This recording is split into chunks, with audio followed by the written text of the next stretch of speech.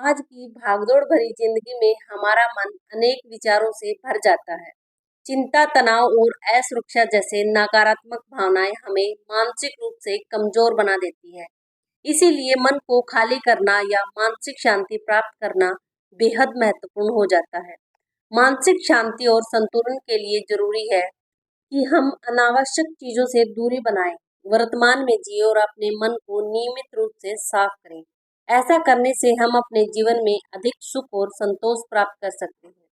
हमें यह जानने की जरूरत है कि जीवन में हर स्थिति को हम नियंत्रित नहीं कर सकते। जब हम अपने विचारों और भावनाओं को स्वीकार कर लेते हैं, तब वे हमें परेशान करना बंद कर देती है। दोस्तों, इसके लिए हम आपको एक कहानी सुनाते हैं। तो सबसे पहले यदि आप हमारे चैनल पर नए हो तो चैनल को सब्सक्राइब कर लें। चलिए शुरू करते हैं। एक नगर की बात है। उस नगर में एक नौजवान युवक रहता था। उसका नाम हरीश था। उसे एक समस्या थी और उसकी समस्या यह थी कि उसका मन हर समय भटकते रहता था। उसके मन में हर समय कोई ना कोई नकारात्मक विचार चलते रहते थे। उसके मन की बक-बक कभी शांत नहीं होती थी। जब भी वह कुछ सोच कर करता तो कुछ अलग ही कर देता। कभी वह अपने अतीत के बारे में सोच कर पछताता था कि काश मैंने उस काम को, उस समय को कुछ ऐसा कर दिया होता, उस काम को वैसा कर दिया होता। या फिर वह अपने भविष्य के बारे में सोचता रहता और डरता रहता कि कहीं भविष्य में ऐसा हो गया तो क्या होगा, कहीं मैं असफल हो गया तो क्या होगा, अगर मुझसे कोई गलती हो गई तो लोग मेरा मजाक उड़ाना शुरू कर देंगे। और ऐसा ही कई सारे नकारात्मक और असफलता से भरे विचार उसके मन में आते रहते थे। हरीश हमेशा ही अपने विचारों में खोया रहता। वह अपने विचारों से मुक्ति पाना चाहता था। वह चाहता था कि उसके मन में कोई भी फालतू विचार कभी भी ना आए, लेकिन हर समय विचारों का सैलाब उसके मन में उठता ही रहता। इसीलिए जीवन में वह बहुत परेशान हो गया था। फिर एक दिन उसे किसी ने बताया कि यहाँ पास के ही जंगल में एक बौद्ध भिक्षु रहते हैं। उसके पास जाओ, वह तुम्हारी मानसिक समस्या का समाधान अवश्य कर देंगे। यह सुनकर वह तुरंत ही उस बौद्ध भिक्षु के पास चला जाता है और अपनी सारी समस्या उन्हें बताता है। बौद्ध भिक्षु भी उसकी बातों को बड़े ही ध्यान से सुन लेते हैं और उसे कहते हैं कि तुम मुझसे क्या जानना चाहते हो। यह सुनकर हरीश कहता है, हे गुरुवर, मैं अपने मन को शांत और खाली करना चाहता हूँ। मैं आपसे यह जानना चाहता हूँ कि मन को खाली व शांत कैसे करते हैं। मेरा मन हर वक्त विचारों से भरा रहता है। मेरा ध्यान एक जगह लग ही नहीं पाता, जिसके कारण मेरे हर एक काम में समस्या आ जाती है। मैं एक चीज करता हूँ तो नकारात्मक विचारों के कारण दूसरी चीज पर पहुंच जाता हूँ। मेरा मन एक जगह ठहरता ही नहीं। मैं यूं ही हर दिन मेरे मन में हजारों विचार चलते रहते हैं और यह कब होता है, क्यों होता है, मुझे कुछ पता नहीं चलता। बहुत देर बाद मुझे एहसास होता है कि मैं क्या करने बैठा था और मैं क्या कर रहा हूँ। गुरुवर, मैं अपने मन के विचारों को खाली कर देना चाहता हूँ। मैं चाहता हूँ कि मेरे मन में एक भी विचार ना आए। जब मैं चाहूँ तभी मेरे मन में विचार आए। फिर बौद्ध भिक्षु ने कहा, किसी समस्या का समाधान तभी निकाला जा सकता है जब हम उस समस्या की जड़ तक पहुंच जाते हैं, समस्या को ठीक से समझते हैं और जानते हैं। आगे बौद्ध भिक्षु कहते हैं, जिस मन को तुम खाली करना चाहते हो, क्या तुमने उस मन को कभी भी थोड़ा बहुत भी समझा है, जाना है? यह सुनकर हरीश ने कहा कि महाराज, मैंने अपने मन को जानने की बहुत कोशिश की है, लेकिन मैं जितना इसके बारे में जानता हूँ, मेरा मन उतना ही रहस्यमय हो जाता है। फिर बौद्ध भिक्षु ने उस युवक को एक घड़ा देते हुए कहा कि जाओ, इस घड़े में छोटे छोटे पत्थर भर कर लेकर आओ। फिर वह युवक वहां से गया और छोटे छोटे पत्थर भर कर ले आया और उस घड़े को बौद्ध भिक्षु के पास रख दिया। फिर बौद्ध भिक्षु ने उस युवक से कहा कि इस घड़े को तुम अपना मन समझो और इस घड़े में भरे हुए पत्थरों को अपने विचार समझो। अब इस घड़े में और पत्थर डालो। उस युवक ने घड़े में और पत्थर डालना शुरू किया। क्योंकि घड़ा पहले भरा हुआ था, एक दो पत्थर डालने के बाद बाकी सारे पत्थर नीचे गिरने लगे। फिर बौद्ध भिक्षु ने उस युवक से कहा, रुको, जरा ध्यान से देखो। अब घड़े में पत्थर नहीं आ रहे, बल्कि पत्थर नीचे गिर रहे हैं, क्योंकि यह एक घड़ा है। जो इसमें आ सकता था वह आ गया। अब इसमें और पत्थर नहीं आएंगे।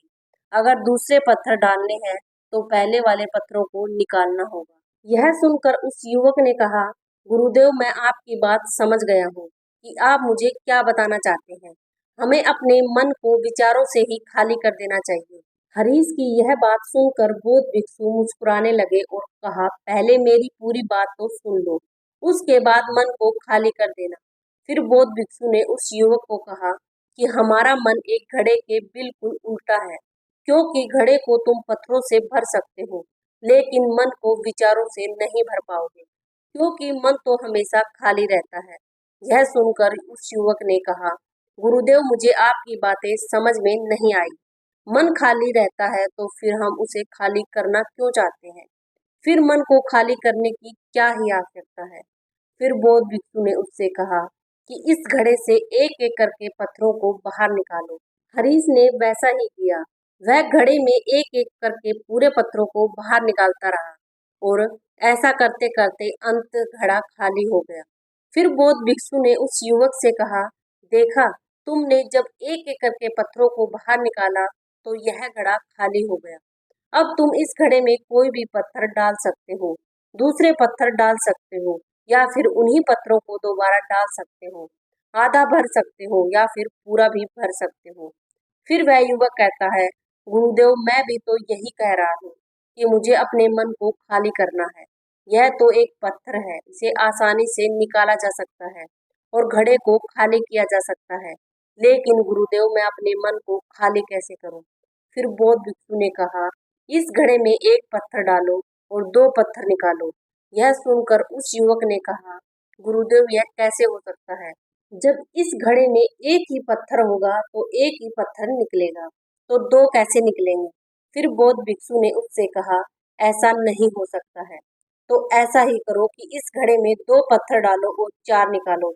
हरीश ने कहा, महाराज ऐसा कैसे हो सकता है? यह कोई चमत्कारी घड़ा तो है नहीं कि एक डालो दो निकालो, दो डालो चार निकालो।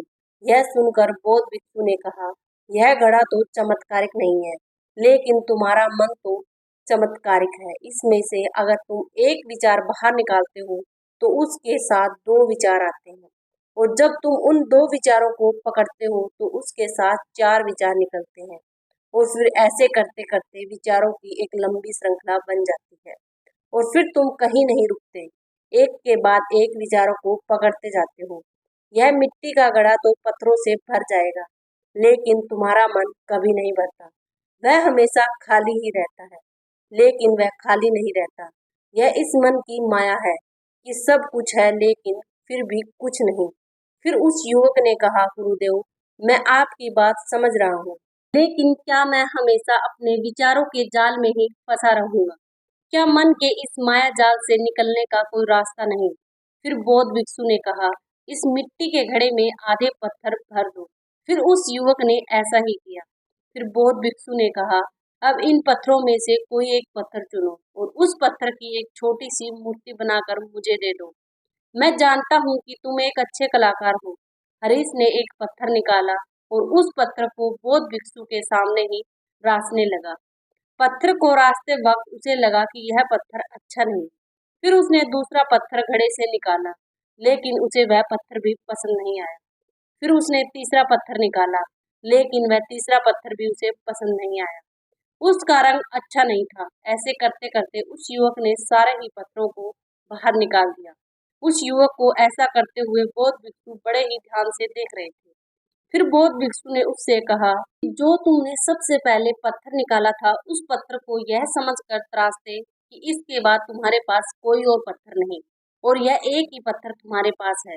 फिर उस युवक ने जैसा गुरुदेव ने कहा उसी एक पत्थर को लेकर तराशना शुरू किया और उसने उस पत्थर से एक बहुत ही सुंदर मूर्ति बनाई और बौद्ध भिक्षु को भेंट की, और बौद्ध भिक्षु से कहा कि गुरुदेव इस पत्थर से इतनी सुंदर मूर्ति बन सकती थी, मैं यह सोच भी नहीं सकता था।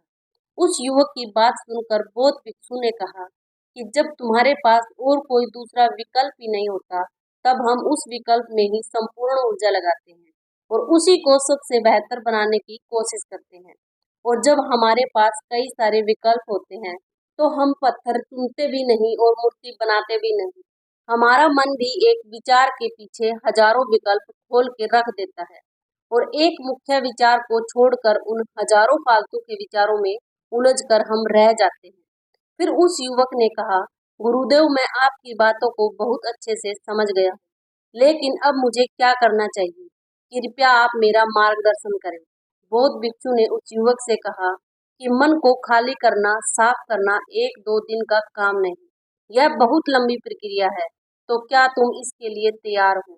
वह युवक कहता है, जी गुरुदेव, मैं तैयार हूँ, चाहे कितनी भी लंबी प्रक्रिया क्यों न हो। फिर बौद्ध भिक्षु ने उस युवक से कहा कि मन को खाली व नकारात्मक विचारों से दूर रखने के 6 तरीके हैं। आओ उन्हें एक एक करके समझाते हैं।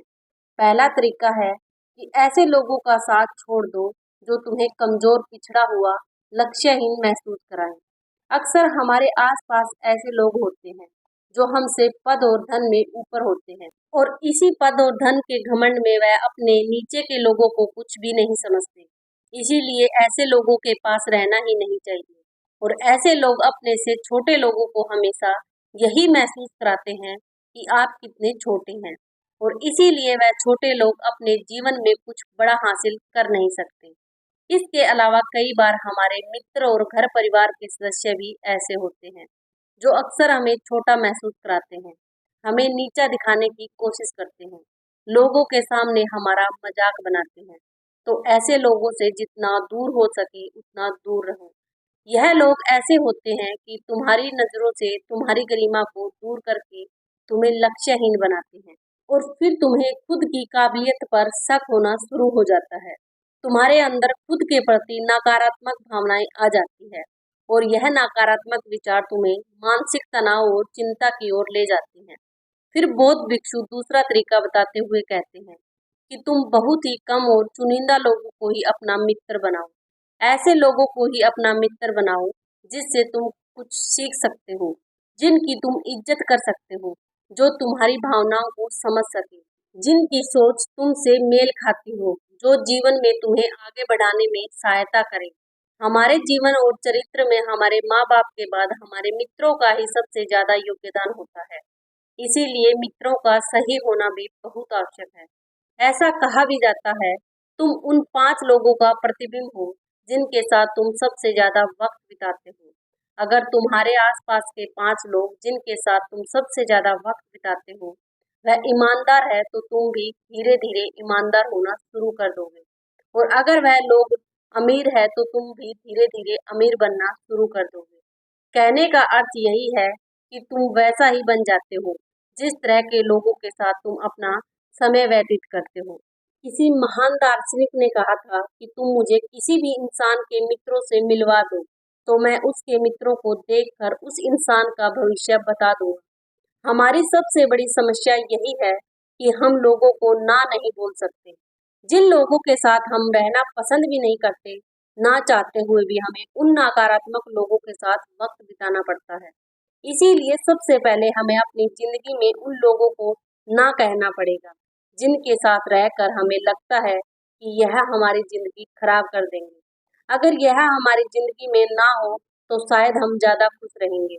बौद्ध भिक्षु आगे कहते हैं, तीसरा तरीका है कि तुम कभी भी अपना अतीत नहीं बदल सकते, तुम अपना भविष्य बदल सकते हो। इसीलिए तुम पूरी तरह से वर्तमान में रहते हुए उन चीजों पर, उन कर्मों पर ध्यान दो जो तुम्हारे नियंत्रण में है। तुम आज कर सकते हो, अभी कर सकते हो। बौद्ध भिक्षु कहते हैं, मेरी एक बात हमेशा याद रखना, केवल वर्तमान में रहकर भविष्य को संवारा जा सकता है, अतीत में रहकर नहीं। इसीलिए वर्तमान में जीने की आदत डालो। चौथा तरीका है कि तुम स्वस्थ और पौष्टिक खाना खाओ। हमारा शरीर ऊर्जा से चलता है और हम जैसा खाना खाएंगे वैसा ही ऊर्जा हमारे शरीर को मिलेगी। अगर हमारा शरीर स्वस्थ नहीं रहेगा तो हमारा मन स्वस्थ कैसे रहेगा? जब शरीर कमजोर व बीमार रहता है तो मन में कई सारे नकारात्मक विचार आते हैं और स्वस्थ शरीर में स्वस्थ दिमाग का वास होता है। इसीलिए शरीर को स्वस्थ व मजबूत रखना हमारी जिम्मेदारी है। बौद्ध भिक्षु कहते हैं कि पांचवा तरीका यह है कि रोज ध्यान करो। ध्यान करने का सबसे उपयुक्त समय सुबह या फिर रात को सोने से पहले होता है। लेकिन अगर तुम्हें ध्यान में गहरा जाना है तो सबसे उपयुक्त समय रात का ही होता है। रात में सोने से पहले ध्यान करने से नींद में भी सुधार होता है और बहुत गहरी नींद आती है।